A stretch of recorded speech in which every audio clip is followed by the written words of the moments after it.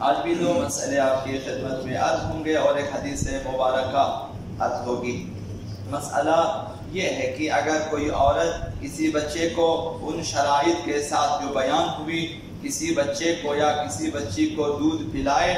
اور کامل دودھ پلائے، جو کہ عرض کیا کہ ایک دن اور ایک رات مکمل یا 15 بار جو ہے پیٹ بھر کے دودھ پلایا ہو کم از کم اس حد تک، تو پھر اس عورت کا وہ شوہر کہ جس سے بچہ جننے کے بعد اب اس خاتون کے سینے میں دودھ موجود ہے اور دودھ پلا رہے ہیں، اس بچے کی بہنوں کا محرم نہیں بنے گا۔ مثلا یہ اگر بچی ہے تو اس شوہر کا محرم ہے لیکن بہنوں کا محرم نہیں ہے۔ یہ بچہ ہے مثلا، وہ عورت جو ہے وہ اس کی جو ہے رضاعی ماں ہے لیکن اس بچے کی بہنوں کے ساتھ اس کا تعلق نہیں ہے، تو شوہر جو ہے اس بچے کی بہنوں کا محرم نہیں بنے گا، اور شوہر کے رشتہ دار بھی، باقی رشتہ دار بھی اس بچے کے بھائی بہنوں کے لیے محرم نہیں ہے، صرف اسی بچے تک محدود ہے، باقی آگے شوہر کے رشتہ داروں تک یہ محرمیت نہیں جائے گی۔ وہ عورت اس بچے کے بھائیوں کی محرم نہیں بنے گی۔ جس نے دودھ پلایا ہے صرف اس بچے کے لیے محرم ہے، اس کی رضاعی ماں ہے اور اس بچے کے بھائیوں کا محرم نہیں ہے، اور اس کا شوہر بھی مثلا بہنوں کا نہیں ہے۔ دوسرا مسئلہ یہ ہے کہ اگر کوئی عورت اپنے شوہر کا دودھ کسی بچے کو پلائے، شادی شدہ خاتون، اس نے بچہ جنا، دودھ پلایا کسی بچے کو، پھر اس شوہر سے اس نے طلاق لیا، دوسرے شوہر سے شادی کی، اس سے بھی بچہ جنا، کسی اور مثلا بچے کو یا بچی کو دودھ پلایا، اسی ایک ہی عورت نے دو شوہروں سے دو بچوں کو دودھ پلایا ہے، تو وہ دونوں آپس میں محرم نہیں بنیں گے، بچے محرم نہیں بنیں گے۔ مثلا ایک بچی کو پلایا، مثلا ایک بچے کو پلایا، پہلے شوہر سے ایک بچے کو دودھ پلایا، پھر شادی کرنے کے بعد دوسرے شوہر سے بچہ جننے کے بعد اسے کسی بچی کو دودھ پلایا، تو یہ بچہ اور وہ بچی آپس میں محرم نہیں بنے گی، کیونکہ دودھ الگ الگ کے دو شوہروں کا ہے۔ اس لیے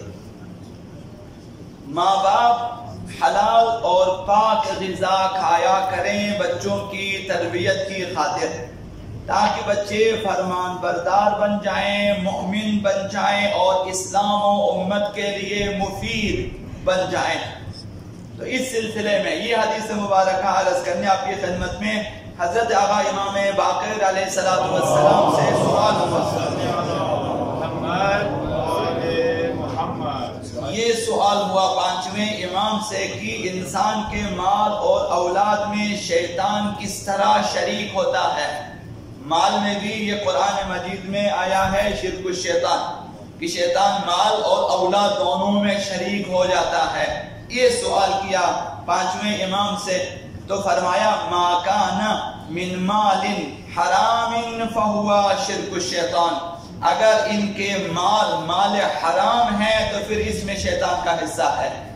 یہ جو حرام مال ہے وہ شیطان کا حصہ ہے۔ اب جب حرام مال سے ہم لوگ غذا کھاتے ہیں تو اس کا نتیجہ کیا ہوتا ہے؟ امام نے فرمایا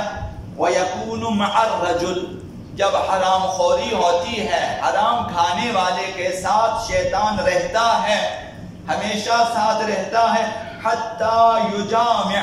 تا ان کی وہ شادی کرتا ہے اور ازدواجی تعلقات قائم کرتا ہے، تو شیطان پھر بھی اس کے ساتھ ہے، یعنی اس کی شادی میں بھی شیطان ساتھ ہے،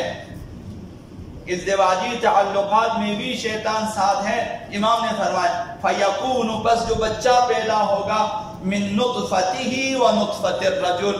یہ بچہ جو حرام غذاؤں کی وجہ سے جو ہے ماں باپ نے حرام غذائیں کھائی اور ان سے پیدا ہوگا، تو یہ بچہ شیطان کا بھی ہے اور اس بچے کا بھی ہے اور اس شخص کا بھی ہے، یعنی باپ کا بھی ہے اور اس کے بچے میں شیطان کا بھی حصہ ہے۔ امام نے فرمایا کہ وہ نطفہ ٹھہر جاتا ہے، جب حاملہ ہو جاتی ہے خاتون، تو وہ شیطان اور اس شخص دونوں کا ہے، یعنی اس کی اولاد میں شیطان شریک ہے۔ اذا کان حراما، جب مال حرام ہو۔